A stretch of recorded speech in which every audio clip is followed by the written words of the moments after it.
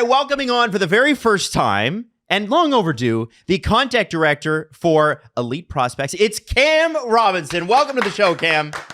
Thank you. Yeah, there it is. Thank you, boys. Thank you. Happy to be here. Cam, excited. We're excited to have you on because, first off, before we get started here, Steve just signed up for the VIP Ultra Super Special Elite Prospects package. Mm-hmm. And then we found out that today you have a 50% off sale that he did not take advantage of. I bought it. I bought it like 2 days ago, not knowing.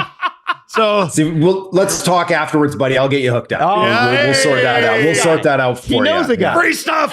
Free stuff. Let's go. So, Cam, the reason we wanted to have you on is because obviously everything is jam-packed together. In the same week, we're going to get the Game 7 Stanley Cup, and then we're going to get the draft, and then we're going to get free agency, all within 6 days. So we got to talk draft. Let's talk top 5. So what Cam's going to do is he's got his top 5 and where he thinks people are going, and then a sleeper pick, a pick that's a little bit later that he thinks are going to be a superstar. So, Cam, let's start at number 5. Who do you have there? Ooh. Yeah, let's go backwards. Can we do that? We're going reverse. Yeah, we can do right? that. Oh, absolutely. You caught me off guard too. That's all right. Yeah, I feel like when we get to 1, it's going to be pretty anticlimactic. Pretty obvious. Yeah. No, let's go for it anyway. We're doing it now. We're committed. Okay. So what do you got for us, Cam? Okay, if we're talking mock, this will be a little more exciting until we get to 1, like you said there. I'm going Tij Iginla at 5 for the Montreal Canadiens. For the Montreal Canadiens. Yeah. And I think Calgary is just, their hearts are breaking right now as they hear that. But the way this kid finished his season, like, there's a reason he's been shooting up all these draft boards. Like, he has like electric skills. He's never met a defenseman he didn't think he could just dangle right around.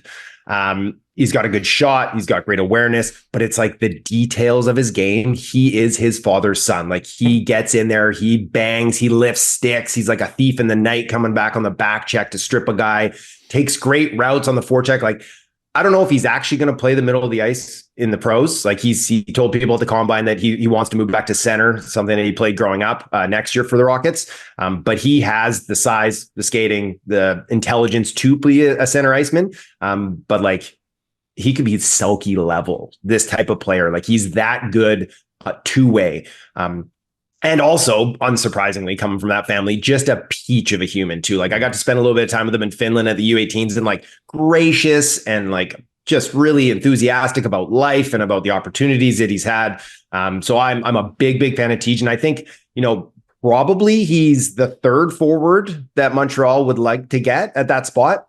But the other two are going to go before. So he's going to be sitting there waiting for him. They passed on Mishkov last year. They can't really pass on another like high upside forward. I mean, they can, but much to the chagrin of their fans, they might. They do. Yeah, they might. Let me ask you this. Is it worth Calgary moving up from 9, whatever that cost is going to be, to try to get that pick from Montreal? I do a bold predictions article every year. And this year I'm doing a little spin on it where I give my 5, but then I also, texted a bunch of GMs and scouts and asked for their bold predictions. So we'll have 10, and 3 people, their bold prediction was that Tij would fall to 9 to Calgary and they would pass. Whoa! So I don't know if that's like some legitimate smoke in the industry or if they're just having some fun trying to pick something bold. But I mean, needless to say, that one's going to go in the article. But yeah, so I think there's a world, just, talking about chagrin of the fan base, is that if he's sitting there at 9, there is a world where they pass over him. Well, that would be very Calgary. Be very Calgary. It would be. It would be for sure. So, I don't think Calgary's probably all that interested. I'm not Craig Conroy. I'm not sitting in that room with him right now, but moving up in the top 10 it's difficult. It's costly. And the range this year, like 2 to 9, 2 to 10, it's not that far apart. So if they just sit, they're going to have a player that they're going to like kind of in that range. This is extremely important because I'm easily distracted by silly details.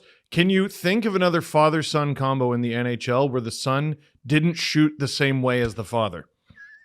It bothers me that he's left-handed. It bothers me a lot. Because Jerome was right-handed. Yes, it bothers me. Steve brought this up before the show, Cam, and Jesse looked at him and said, I can honestly say I've never thought about that. I have. And it's the first thing I thought of when I saw him. Yeah. I'll tell you this much. I haven't thought about that one specifically, but when my kids first started playing hockey, he's a righty. I went and grabbed him a right-hand stick. He tried to hold it like a lefty. I was like, no. You are a right-handed. Yeah. Right? That's what you do. You are learning right-handed, and now that's how he is, and that's how it's gonna stay. Yeah. Okay, so what do we have for the Columbus Blue Jackets at number 4? They're going big man down the middle, Kaden Lindstrom, arguably my favorite player in this entire class. It probably goes him and then Tij. This kid is the potential to be just like a matchup nightmare. He's already 6'4", 215 pounds, and like a raw athlete. Hasn't played like a ton of elite high level hockey growing up. And I had I won't name drop because I was specifically told not to, but I had like a high end player in the WHL reach out to me just unsolicited to say, Kaden Lindstrom is the hardest matchup in junior hockey. Like with his size, his speed, his small area game, like he handles the puck like he's Mitch Marner, but in that massive frame of his. And, he's super powerful skater already. And it's kind of ugly. Like it looks a little bit like I'm out there in beer league where I'm not lengthening the stride enough. The knees aren't bent enough. So you can imagine you get him with a quality skating coach. He's going to look like Quentin Byfield here in a minute. Like one of the best releases in the class as well. Like almost scored a goal per game in the West this year before the back injury knocked him out. I know there are some concerns that he has a herniated disc at 18. But he says he's all good. The doctors say he's all good. I'm going to believe that he's not going to be Eric Daze here, and that he's going to be, stack that up with Adam Fantilli down the middle long term. They'll be the envy of the league, right? Down the middle. Like that'll be just filthy. So as far as size, speed, skill combinations, unmatched, I would say, in this class. I've seen some concerns online about the herniated disc. I think it might have been a podcast you did where they were like, oh, he just sort of glossed over it. A herniated disc is not necessarily a long-term injury or a recurring injury that he's going to face over and over again. Have you been encountering many worries about that at all? Not from NHL side people. The public sphere seems to put a little more emphasis on it, but I trust, some of the people that I talk to on the team side, and they're not overly concerned. I'll be surprised, very surprised, if he slips past 5 this year. And not many things surprise me on draft day, as we know, because wild things can happen, right? So no, he's healthy now. He played in the playoffs. He participated in the combine. He's moving good. He's jumping out of the box. Everything looked clean. Nothing was kind of holding him back. And I have to imagine that's going to continue along. And hopefully we don't have like Gabe Vilardi, who had to battle through 3 or 4 years of a back injury before he could really get his career going. That said, I do think Lindstrom is probably a bit of a weight. We're seeing Byfield made arguably the most, improved player this year at 21, 22. That's probably what we're going to see. This isn't a plug and play player. You're going to get him maybe a year or two more of junior, then kind of get his feet wet in the show. And then, by the time he's 22, 23, 25, then he's like someone that you can win a cup with, sort of thing. He's that good. I can't wait for Columbus to screw that up. No, hey, Adam. I can't wait. They'll find a Don way. Waddell's there now. Yeah. Donnie's there now. Yeah. New life in Columbus. You're right. Okay, number 3, we got the Anaheim Ducks, Cam Robinson. Okay, Anaheim, Patty Verbeek and the boys, they marched to the beat of their own drum. They took Leo Carlsson when everybody thought it was going to be Fantilli. We heard last year that they were taking a very long look at Matvei Mishkov's too. I think they might have done it if he maybe indicated that he wanted to go there. They took Mason McTavish before everybody thought they would. They're going Ivan Demidov here. And it's, wow, they've got all. You think he's fallen to 3? Well, we'll get to that in a minute here because we're going backwards. Wow. Yeah. So he has some of the most electric skills in the draft. He coming to Fort Lauderdale there for that Gold Star camp with Danny Milstein and the boys, where he got, everyone got to see that he's speaking English, like he's working at it, then to be measured up. So we're taking his measurements from his SCA junior team where they're like, yeah, he's 5'11", 168. And it's like, maybe he is. Maybe he's 5'9 and a half, 150, right? Like we don't know coming from club teams. So the fact that he's now 6'1", weighing in at like 195 pounds, like he's going to play. He's going to be Kirill Kaprizov. Like that is honestly the path that I see him taking. And now he's saying, I'm going to play a year in the KHL. I'm going to sign my contract in the spring. I'm going to be in the NHL spring at 25. It's like the concerns around him have to be mostly alleviated here. And for Anaheim, they've got McTavish, they've got Leo Carlsson, they've got Cutter Gauthier down the middle now. They've got all that talent on the blue line, Pavel Mintyukov and Olin Zellweger. They need kind of these electric wingers, and he's going to be sitting there probably for them. And that's just a home run. Like this kid is superstar level talent that I do actually think will be there at 3 for them. And, whether they take him, I mean, I'm not 100%. They could go something crazy like Anton Salayev, but the other Russian, the 6'7" kid. But I'm going Demidov here for them at 3. I'm shocked. There you go. I'm shocked. I guess we got to get to number 2 then, the Chicago Blackhawks. Who do you have them taking? I got him taking Macklin. No, I'm just kidding. Try to have a little bit of fun there. I think that Chicago, I mean, I shouldn't even say I think. I've heard from some pretty reputable sources that they were impressed with what they saw of Demidov at that camp down there. He didn't skate, but we've seen the action throughout the years. But I do think that they're leaning Artyom Levshunov, the Belarusian defenseman, arguably the most complete D-man in this class.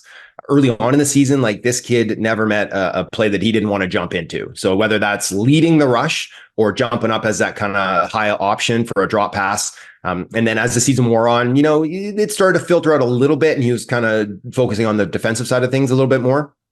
But he's 6'2". He skates very, very well, like excellent 4-way mobility. When he's fully filled out, like, he's going to be a handful to really get a hold of there, and he retrieves pucks well. But for Chicago, they've really prioritized some smaller, skilled talent in recent drafts. Like, obviously Bedard is there, but they were actively trying to trade up to get Oliver Moore last year, and then he fell into their lap at 19. They have Frankie Nazar, who they took 13th overall a couple years before that. High talent, smaller body. They've got Lucas Reichel as well. So they have a lot of these things, but on the blue line, they don't have that kind of piece that they're looking for, that they could be like, this could be our number 1 D. Now, Levshunov is not a slam dunk to be a number 1 D. Probably a top pairing guy, but again, we're not going to you're not going to bet our mortgage on it yet. So if it's me, the potential to link up Bedard and Demidov would be too much to pass up on. But I'm also not sitting in the GM seat where I have to make that call. And so I think, from all indications, that's where that number 2 pick is going to go. And they're going to go a little safe over upside. Interesting. Very interesting. I'm pretty surprised. Okay. It makes sense. I understand the logic. And obviously, we've heard a lot of Macklin Celebrini talk. Tell us why this guy is great and why he's going first overall. I mean, he is a true power center. Like, he has plus feet, hard nose. He will run defensemen through the end boards. He will catch guys with their head down in open ice in the neutral zone and just leave them sucking for air. The handles, right? Like, he can maneuver in small areas. The shot is heavy. It's accurate. It's quick. A great passer. Like, it's across the board. Plus rated skills. In our EP draft guide, we gave him shades of Sidney Crosby and Jonathan Toews. And it's like, if those two came together and had a baby, that baby is Macklin Celebrini. And, going back all the way to like Austin Matthews' draft in 2016, the only guys I'm taking over him first overall in all those classes would be Matthews and Bedard. And, you can have the conversation with Jack Hughes, who I love, totally different players though. But this is the type of player that you win with, that, in the playoffs, his game, the power game, the two-way ability is going to really elevate and separate itself from some of these smaller, super skilled guys that maybe injury comes in, maybe when the whistles start to get put away and they don't have the advantage of getting all these power plays and all the extra ice, that he's going to be able to fight through those things. So, for San Jose, he's going to change the complexion of the franchise over the next decade. Maybe be that type of player that can drive you on a really deep cup run or two. And that's really all you can ask for a first overall pick. Yeah. Does he play for the Sharks next season, or does he stay away for a year? Really, really good question. If I'm betting on it, I think he's there. Okay. Will Smith, their 4th overall pick last year, he's coming out as well out of Boston College. I would have, if it was me, if I was Mike Grier, I would have been like, Smith, you stay at Boston College. We'll take Celebrini out, rather than injecting 2 of these like really young kids. Like, Celebrini's still 17. Like, so he's going to be freshly turned 18. He's going to be very, very young. But I mean, what does he have left to prove? Like, he just won the Hobie Baker as the best player in college hockey, as the youngest player in college hockey, the youngest player to ever win that award. Like, it's insane what he did. Like, sure, he could go back and try to win a national championship with BU. But it's like, do you really want to hold him back for that? At the same time, if he did stay, his best buddy Cole Iserman's coming. They'd be reunited. They used to play together at Shattuck when they were like 13, 14 years old. They won a national championship. San Jose could be really, really bad. They could bring 2 first overall picks in for 2025 if they were bad enough, right? They could be like, here's Celebrini and James Haggins. Like, how much fun would that be? So it's not completely out of the question at this point. And he talked about it at the combine too, that he's like, it's not, he'll talk to his advisors, his parents and the Sharks and see what the best course is. But, for San Jose, it's like, I don't think Will Smith is a big enough name to really get people out and sell tickets and sell jerseys. And they're going to be so bad this year that they're probably going to want that. They'll try to insulate them, getting Barclay Goodrow. They'll get some vets to try to help it out, but it'll be a slog next year for them. And I do think he will be there though. Now, one of the things I tasked you with was I wanted to know about sleepers. There's sleepers in every draft. PK Subban was a 2nd round pick. Zetterberg was what? 7th? 6th or 7th? 7th? Like, yeah. Listen, top 5 picks. Yeah. Who's going 23rd? Yeah, and with the Maple Leafs pick. But also, like, who do you like that's probably going to go, I don't know, 15 to 30 or something like that in the first round? Yeah, so let's talk. Well, we can talk Leafs picks here. Like, I figured I'm mentally prepared for this, right? Like, so picking 23 or whatever it is, they haven't picked a D in the first since Rasmus Sandin. If I'm not mistaken? I think you're right. Yeah. They've got Topi Niemela, who really kind of, I think, took a nice step there in his first year in the AHL. So he's a good prospect, but he's 22 at this point. And outside of that, there's not a lot coming on the blue line. Not a lot coming in the pipeline, to be honest with you. Obviously, Easton Cowan took a huge step. But there's going to be some D available at that spot. Maybe it's Stein Solberg, who has been rising up draft lists. Like, he is the most violent man in the class. Like, he loves to hit to hurt.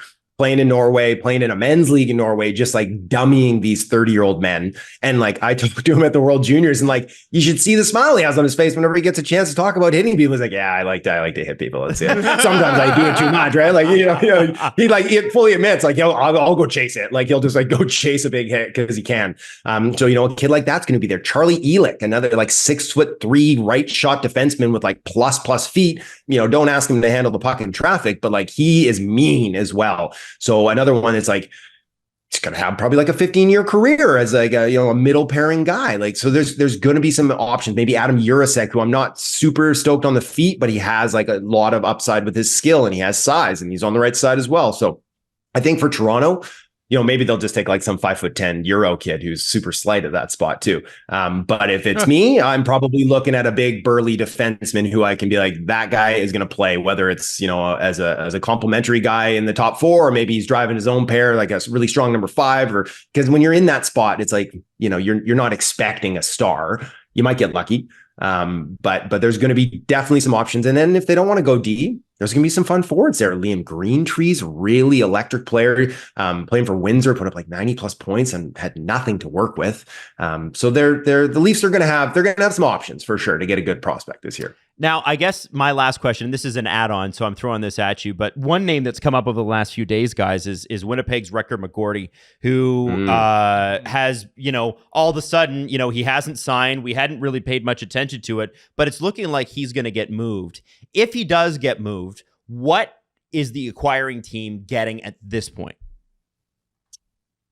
Like the type of player McGroarty is, I'm a big fan of the kid himself. Like, he is bursting with confidence. He's charismatic. He's enthusiastic. Like, he's a really fun, well-spoken, but he's a big body kid who likes to play a power forward game. We saw him like destroying guys at the World Juniors there, right? Like open ice, just like thunderous hits. Really, I think he has kind of underrated goal scoring ability too, that we haven't really seen at the NCAA level yet in the first 2 years. I think he's only, popped like 15 or 16 goals both years, which is nothing to sneeze at when you're 18, 19 years old. But I think that he has more to give in that regard. He put up 52 points, which was like top 5 in the nation last year. So when he said he was going back for a third season, my spidey senses started to tingle there a couple months ago. I was like, why are you going back for a third season? Like, he's physically ready. He's ready. He's ready physically. Like, he is large, so physically he could handle the rigors of the NHL. Like, mentally, emotionally, he's ready, and he's produced at like such a high level already. Like, I don't really understand why that's happening, and now it makes more sense. And so, talking to some people on the team side of things, it's he was disappointed that Winnipeg wasn't like, we're going to sign you right now in the spring. We're going to get you into NHL games down the stretch. Like, no promises for the playoffs. We're a contender here.